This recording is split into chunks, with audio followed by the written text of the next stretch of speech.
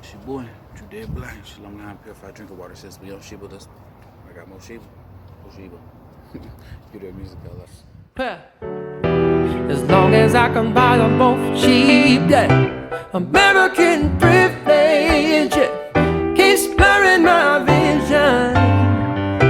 Inherited sickness.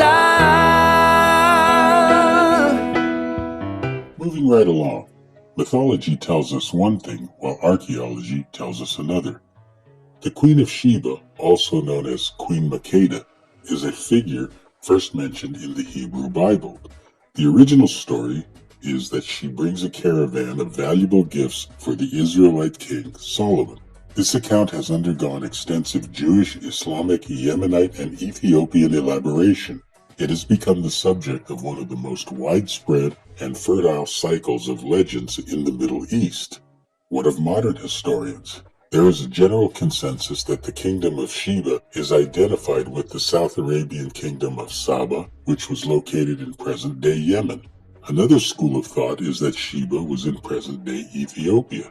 What of the queen herself? The queen's existence is disputed among historians.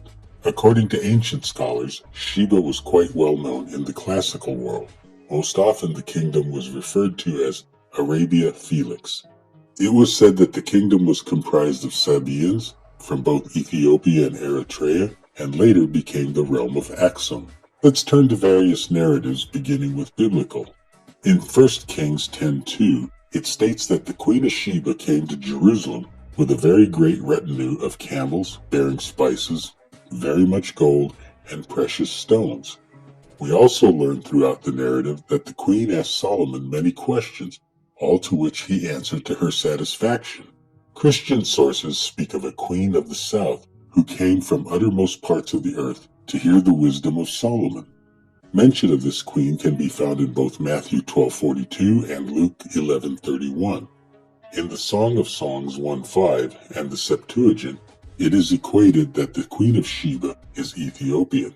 This is because the passage reads as, "I am black and beautiful."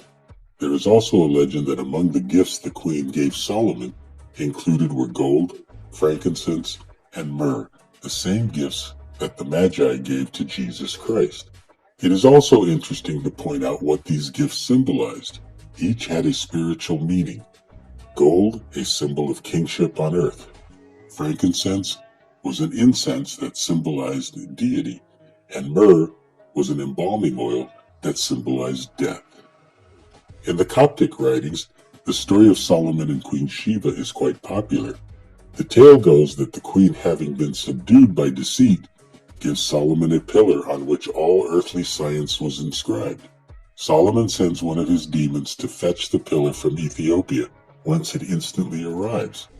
In another Coptic poem, it is known the queen to have questioned Solomon with many riddles. In turn, the king answers all to her satisfaction. In Ethiopia, the most extensive version of the legend appears in the Kebra Nagast, which when translated means glory to the kings. This is also the national Ethiopian saga. Here Menelik I is the child of Solomon and Makeda, the Ethiopian name for the Queen of Sheba. Makeda is also the child of the man who destroys the legendary Snake King, Arwe, from whom the Ethiopians claim descent to the present day.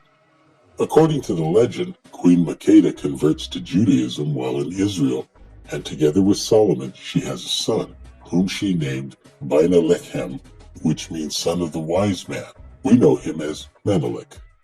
After the boy grows up in Ethiopia, he travels to Israel, bearing a ring that Solomon had given his mother.